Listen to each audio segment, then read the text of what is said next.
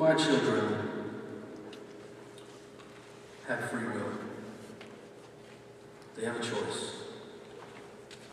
They can choose to do bad things, and sometimes I'll watch them do those bad things and then address them later. The difference is they have the free will to make those bad decisions until that bad decision infringes upon the other child. If my son is doing something wrong, I may watch him do that and then address it later. He has that choice. But if that thing that he's doing is holding his sister down and punching her, I'm stopping that. You no longer have free will. My opponent stated that according to my worldview, there was nothing wrong with what happened to J.C. Bigard because I have no ultimate, line of right and wrong. And he said that man made the decision to sin. Well, God made the decision to watch and do nothing.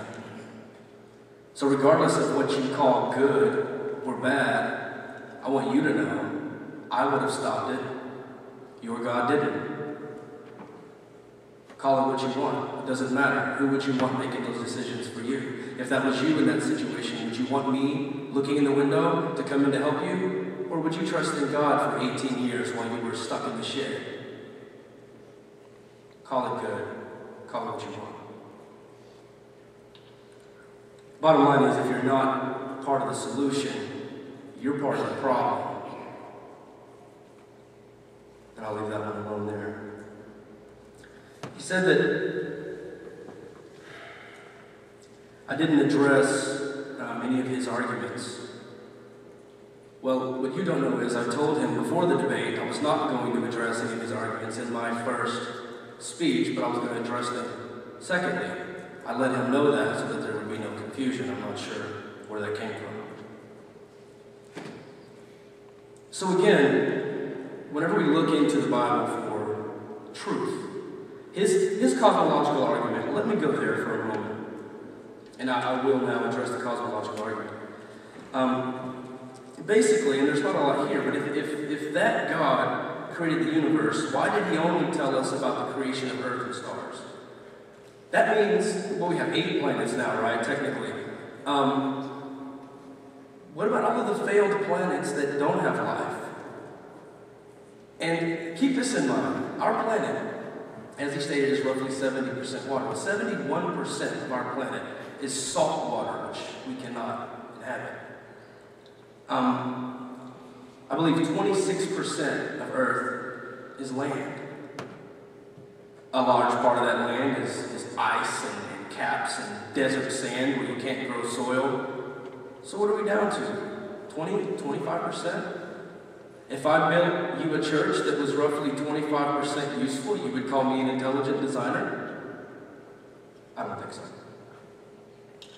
If the God of the Bible is responsible for the universe, he's also responsible for the failed solar systems, the dying stars, and the fact that out of everything that we can see, as far as we can see, there's only one tiny planet out of this entire thing that he built for us that can sustain life, and only on a very small portion of that planet can it sustain life.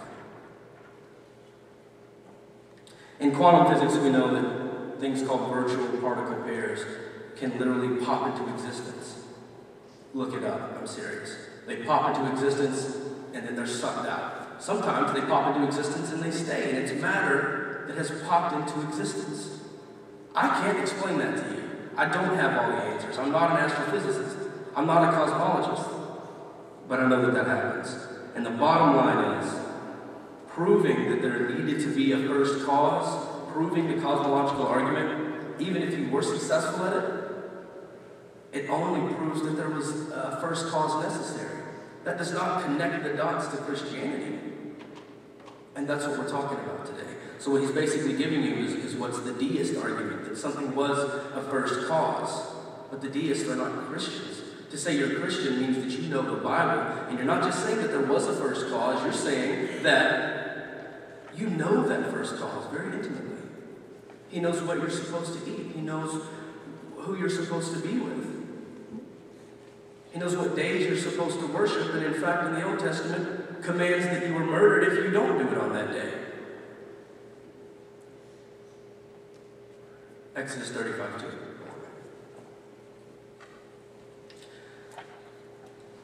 Now for the prophecies. It's very convincing. It sounds phenomenal to discuss the prophecies of Jesus and to say that, well, what we have here is we have the Old Testament, which prophesied, and then the New Testament that fulfills them. Bingo. Well, what he's failing to tell you is many of the New Testament writers had access to the Old Testament. That's pretty much all I need to say there. You could go back and reference the Old Testament when writing the New Testament. It doesn't take a rocket scientist to figure that one out. Thomas Paine, a deist, which I spoke of a minute ago, wrote a book called The Age of Reason. This is an examination of the prophecies. Very easy to read, very thin book, very easy. Very quick reference book, too. It's great for researching.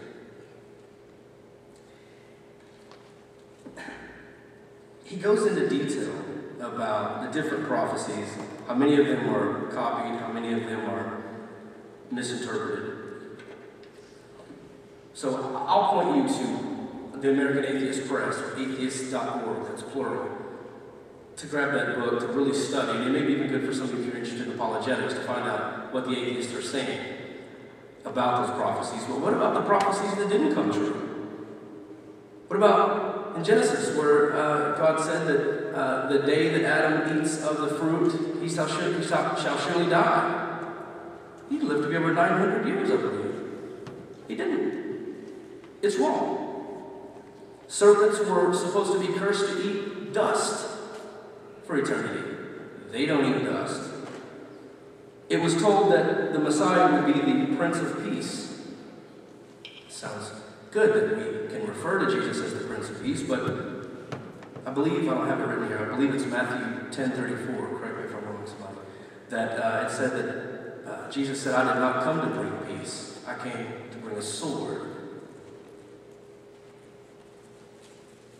Jesus was to be enthroned as the King of the Jews. The Jews still reject him today. That was a prophecy in the Bible that failed. It was said that Jesus was going to return within the lifetime of some of those that were standing there listening to him at that moment. You can refer to Matthew 16:27 and 28 and Mark 9:1. It's been about 2,000 years since then.